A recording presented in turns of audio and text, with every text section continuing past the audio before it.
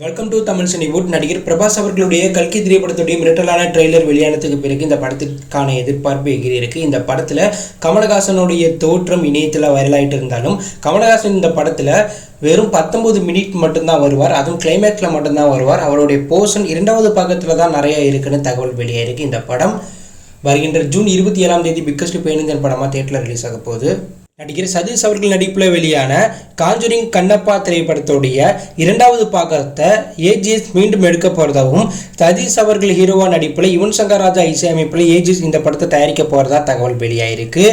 இயக்குனர் ஜிவிஎம் மம்முட்டியை வைத்து ஒரு மலையாள பிக்கஸ்ட் பெயின்தின் படம் பண்ண போகிறார். இந்த படத்தில் ஹீரோனியா சமந்தா அவர்கள் மலையாளத்தில் முதல்ல டெபு ஆக போகிறதா தகவல் வெளியாயிருக்கு.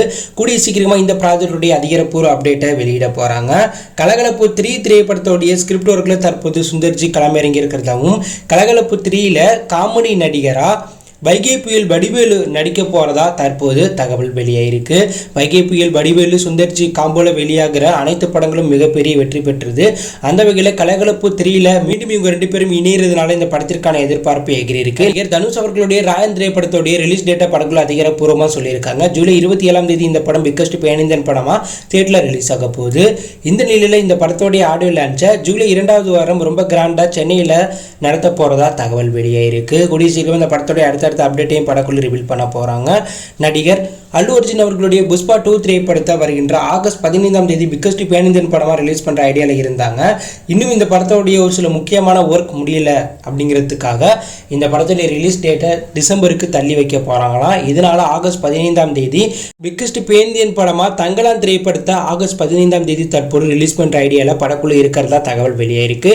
இதே ஆகஸ்ட் 15ஆம் தேதி சிவகார்த்திகேயன் அவர்களுடைய அமரன் திரைப்படத்தையும் படக்குழு ரிலீஸ் பண்ற ஐடியால இருக்கிறதா தற்போது தகவல் வெளியாயிருக்கு. இதனால ஆகஸ்ட் 15ஆம் தேதி தியேட்டரில் விக்ரம் அவர்களுடைய தங்கலான் திரைப்படமும் சிவகார்த்திகேயன் அவர்களுடைய அமரன் திரைப்படமும் ஒரே நாளில் மோத போகுது.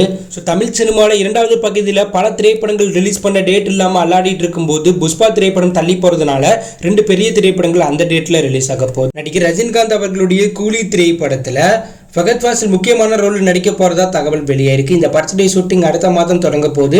ஏற்கனவே லோகேஷ் கனகராஜ் அவர்களுடைய விக்ரம் திரைப்படத்தில் ஃபகத் ஃபாசில் முக்கியமான ரோலில் நடிச்சிருந்தார். தற்போது கூலி படத்திலே நடிக்கிறதுனால இது எல்சிவி படமாக உருவாக வாய்ப்புகள் அதிகமாக இருக்கு. நடிகர் அஜித் அவர்களுடைய குட் பை அக்லி திரைப்படத்துடைய முதல்கட்ட ஷூட்டிங் முடிஞ்சிருக்கு. இந்த நிலையில் இந்த படத்தில் மலையாள ஆக்டர் நெல்சன் முக்கியமான ரோலில் நடிச்சிருக்கிறது கன்ஃபார்ம் ஆயிருக்கு. மேலும் தெலுங்கு ஆக்டர் சுனில் இந்த படத்தில் நெகட்டிவ் ரோலில் நடிச்சிருக்கிறதா தகவல் வெளியாயிருக்கு. தளபதி விஜய் அவர்கள் தற்போது அவருடைய கோ திரைப்படத்துடைய ஷூட்டிங்கை முடிச்சுட்டு அந்த படத்துடைய ரிலீஸ்க்காக வெயிட் பண்ணிட்டு இருக்கார்.